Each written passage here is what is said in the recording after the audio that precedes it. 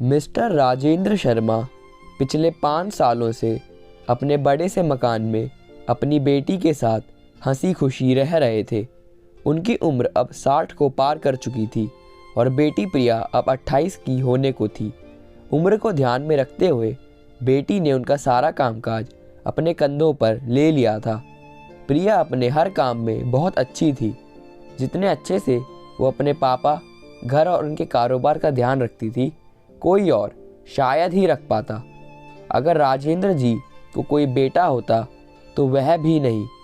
इन बाप बेटी का रिश्ता बहुत ही प्यारा था। बिना बाबा के प्रिया को नहीं चलता और बिना प्रिया के उसके बाप को किसी काम में मन नहीं लगता।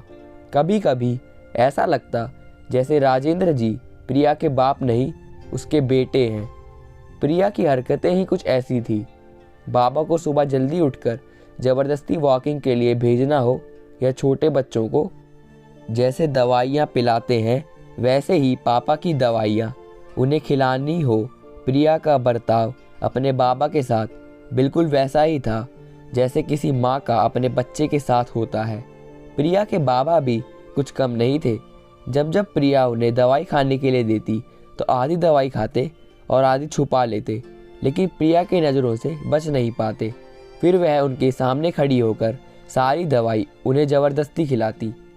रात को प्रिया के सोने के बाद चुपके से किचन में जाकर फ्रिज से मिठाई चुराकर खाना। बाबा की ऐसी शरारतें भी प्रिया पकड़ लेती थी। पकड़े जाने पर बाबा पानी पीने का बहाना करते, लेकिन प्रिया उनको समझाती कि मिठाई आपके लिए हानिकारक है। बाबा को याद दिलाती कि पिछली बार उनका शुगर लेवल कितना बढ़ गया था। अपने ही घर में अब मैं मिठाई भी नहीं खा सकता। बड़बड़ाते हुए, नाराज़ होने की एक्टिंग करते हुए बाबा किचन से चले जाते।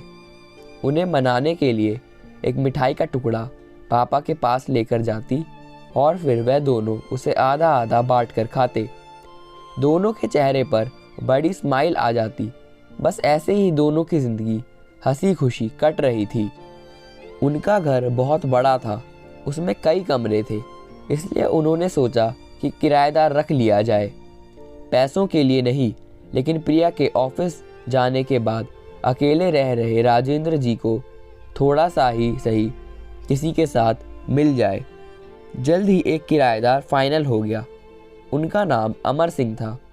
उम्र उनकी 50 से 51 की होगी। एग्रीमेंट पेपर बनाने के दौरान पहली बार वह राजेंद्र जी और प्रिया से मिले। उन्हें दोनों से मिलकर काफ़ी अच्छा लगा और अब अमर सिंह अपनी बीवी के साथ राजेंद्र जी के घर पर किराएदार के तौर पर रहने लगे। थोड़े दिन बीते थे, लेकिन अमर सिंह राजेंद्र जी से अच्छी तरह घुल मिल गए थे। वह दोनों सुबह सुबह अब साथ में ही वॉकिंग के लिए जाया करते थे। कभी वह अमर सिंह के साथ तो कभी अमर सिंह और उनकी बीवी प्रिया और राजेंद्र जी के साथ डिनर किया करते।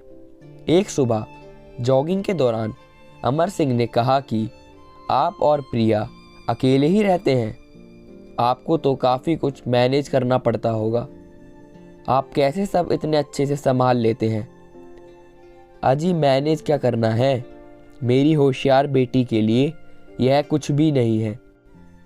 प्रिया सब इतने अच्छे से संभाल लेती है कि मुझे किसी बात की कोई चिंता ही नहीं रहती।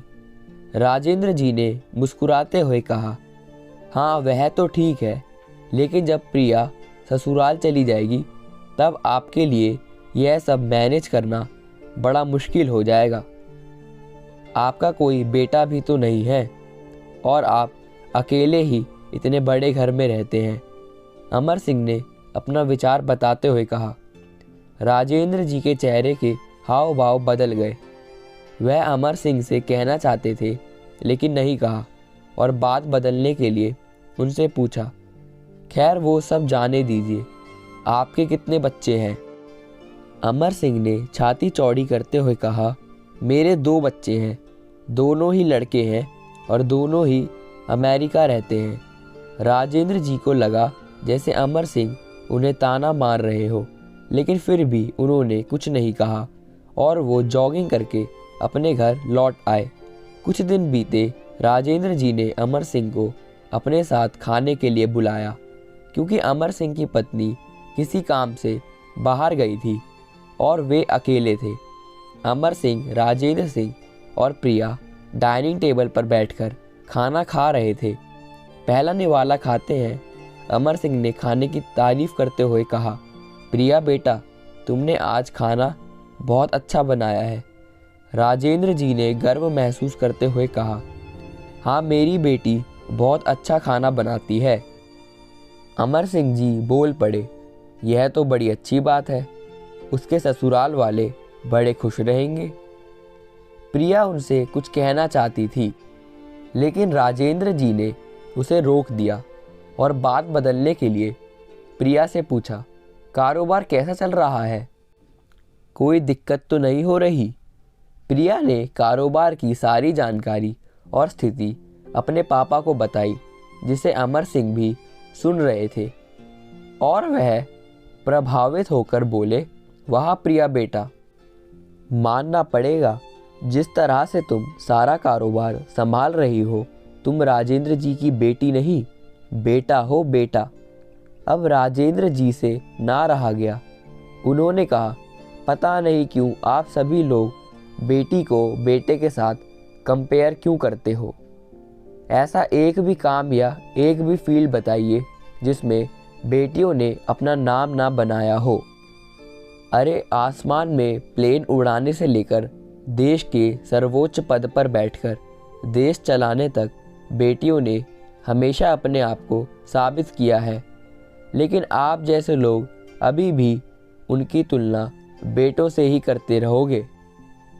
होते होंगे बेटे सबके लिए ज़्यादा इम्पोर्टेंट, मेरे लिए तो मेरी बेटी ही सबसे बढ़कर है, और मैं ये फ़क्र से कह सकता हूँ, जो मेरी इस बेटी ने मेरे लिए किया है, जितना प्यार मुझे दिया है, उतना दुनिया का कोई भी बेटा नहीं दे सकता।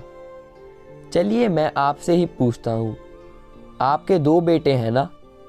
बताइए वो साल में आपसे कितनी बार मिलने आते हैं? अमर सिंह जी, दुनिया बदल चुकी है, अब आप भी बदल जाइए। बेटी को बेटी ही रहने दीजिए, उसे बेटा बनाने की कोशिश मत कीजिए। दोस्तों, इतनी सुंदर कहानी का एक छोटा सा सारांश आपको बताता चलूं। आप जब भी किसी बेटी का सम्मान करेंगे तो एक बेटी की तरह ही करना। ऐसा कभी मत कहना कि तुम बेटी नहीं बेटा हो। तो दोस्तों, अगर आपको यह कहानी पसंद आई हो तो प्लीज़ लाइक, शेयर, कमेंट और सब्सक्राइब जरूर करिएगा। धन्यवाद।